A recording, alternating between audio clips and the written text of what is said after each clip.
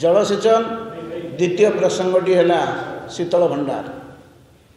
आपण मैंने समस्ते जानिछंती चाष पाई जल अत्यंत जरूरी।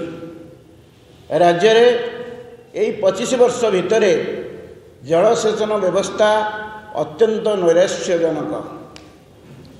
जलाभाव जो फसल हानि जो चाषी आत्महत्या करने को पड़ुछि।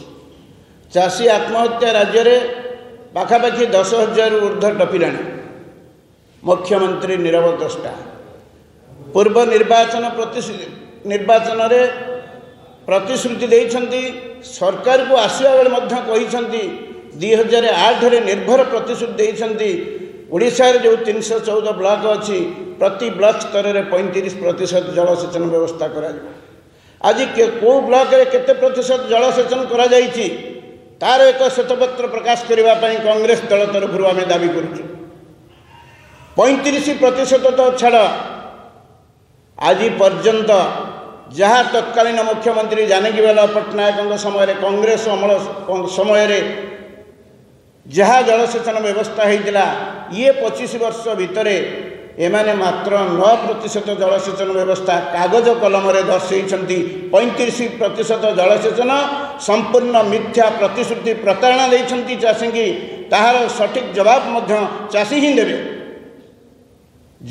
जो नदीबंध योजना बृहत योजना जो कहते विभिन्न जल उत्सर सुजोग सृष्टि करुछंती से खाली भ्रमात्मक।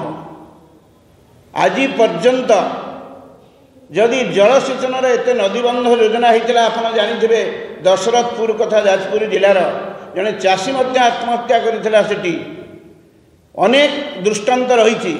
70% बजेटर 70% जो कृषि जो इरिगेशन बजेटर 70% जाउची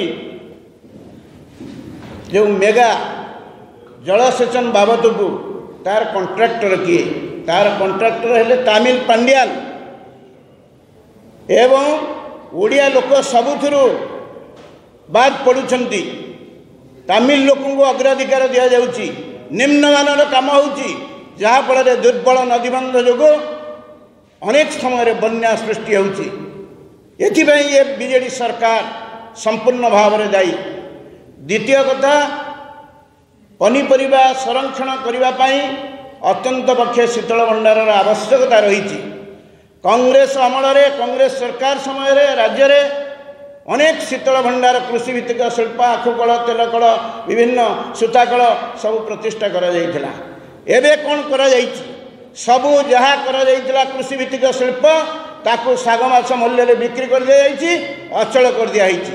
एवं गोटे हेले शीतल भंडार कार्यक्षम करूना।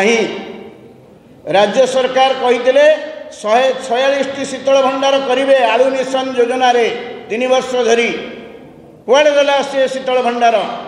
राज्य रे वर्तमान केवल 2टी शीतल भंडार कार्यक्षम एवं से 2टी भितर आलू गले गोटे पनीपरिबा पई जोटा अच्छी से काँ भाँ लोक चाषी पनीपरिबा रखुछंती।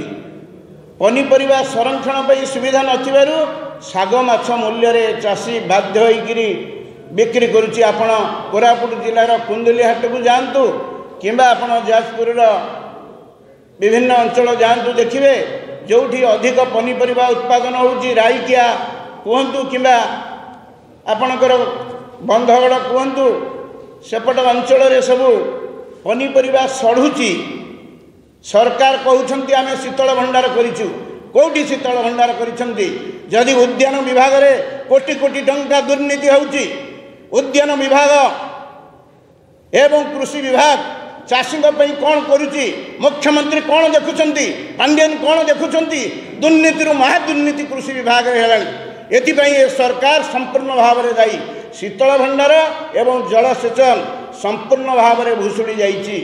सरकार व्यवस्था भितर आज पर्यंत चाषी तार पनीपरिबा संरक्षण पर सुविधा करें नहीं एवं विपर्य जलसेचन जोगुरु चाषी आत्महत्या करुच्ची।